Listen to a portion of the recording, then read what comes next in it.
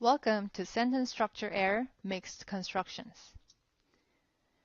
Before we talk about mixed constructions, let's talk first a little bit about the basic structure of English sentences. Most English sentences start with a subject, a noun phrase that functions as the topic of the sentence. And it's followed by a predicate, which is a verb phrase that describes what happened to the subject, or an idea about the subject. So now we have a complete sentence. This apartment is an ideal place to live in. Now, if you want to add some more information about this basic sentence, such as for whom is this apartment ideal, why is it ideal, when is it ideal, you could add something like, for college students, this apartment is ideal. In this case, for college students is an adverb phrase, meaning a phrase that adds some additional information to the main part of the sentence. You could add something a little longer, such as, when the weather is cold, the apartment is an ideal place to live in. In this case, we call this an adverb clause because we have a separate subject and a verb. But basically, both of these phrases have the same function. They add some additional information to the main part of the sentence. They can come at the beginning of sentences, like this, or they can come at the end of sentences, like this. But when these phrases come at the beginning of sentences like this, we call them an introductory phrase or an introductory clause. Because these phrases come before the main part of the sentence to introduce or set up some context for the main part of the sentence. So in a way, these phrases are like supporting actors because they don't play any major roles, but they help set up the stage for the main actor before the main actor comes. Now, do you notice these commas? We put commas here in order to indicate that these phrases are only introductory, meaning they're not essential to the main message of the sentences. So with this basic English structure in mind, let's move on to talking about mixed constructions. I want you to read these two sentences and think about what is wrong with the sentence structures.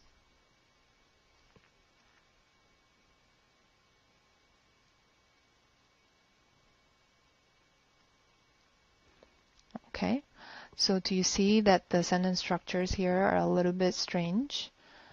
Can you also guess why these sentences are called mixed constructions? Kind of like the picture that I have in here. So a mixed construction is a sentence whose parts don't fit together properly. It happens when the writer starts the sentence with one grammatical plan or pattern and suddenly switches to another in the middle of the sentence without warning. So now let's go back to the example sentences and analyze what's going on. So both sentences started out with an introductory phrase or an introductory clause at the beginning. As I explained earlier, even though these phrases come at the beginning of sentences, they are not the subjects because they are not noun phrases. Remember, only noun phrases can be subjects. So these phrases are simply there to set up some context for the main message or add some non-essential information to the message, but they're not the subjects.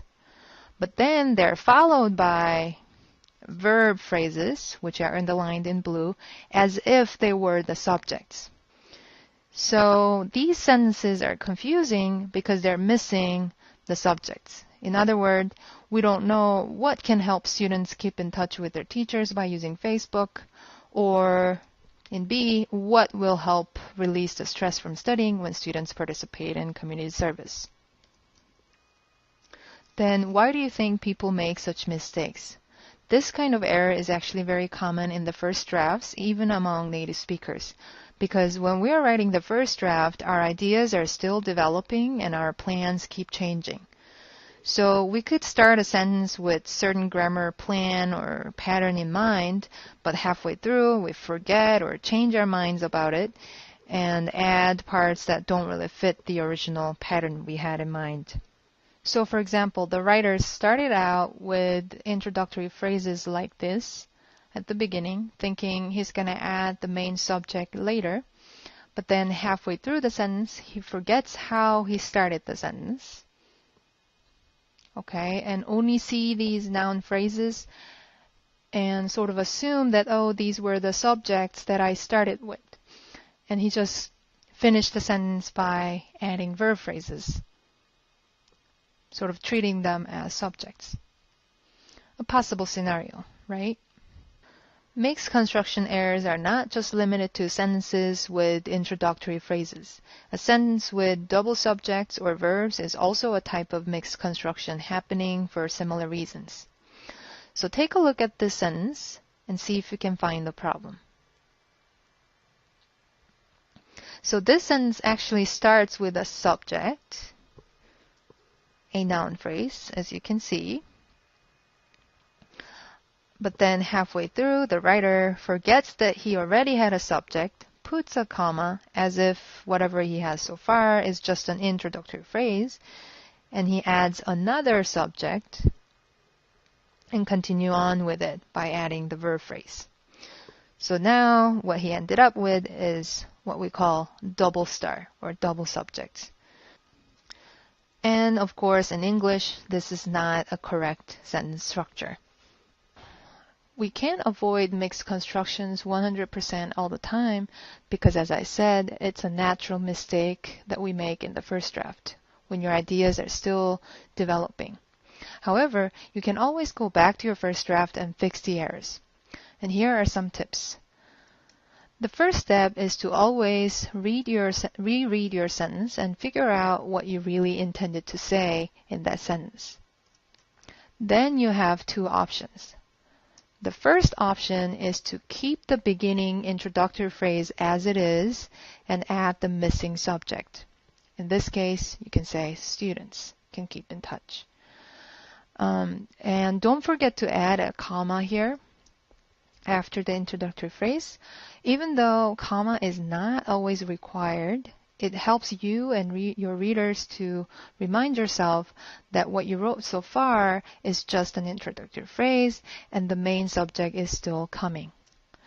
The second option is to change the beginning part by eliminating the preposition, so it's no longer a prepositional phrase, and sort of turning it into a noun phrase by just saying using Facebook can help students. The second sentence can also be revised with similar strategies. So the first option is to keep the beginning part, the introductory phrase, and add a comma and add a missing subject. The second option is to change the beginning part, change the introductory phrase into a noun phrase so it can serve as a subject. Now let's talk about how to revise the double subject or the double start example. So the first option you have is to keep the beginning subject, the first subject, and change the second part by getting rid of the subject and add some kind of a verb phrase.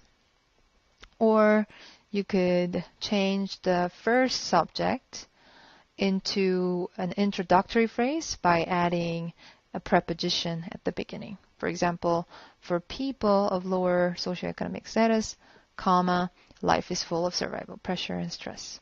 So there are other types of mixed constructions that we didn't cover. So if you want to check out more, you can refer to these sources. Thank you for listening.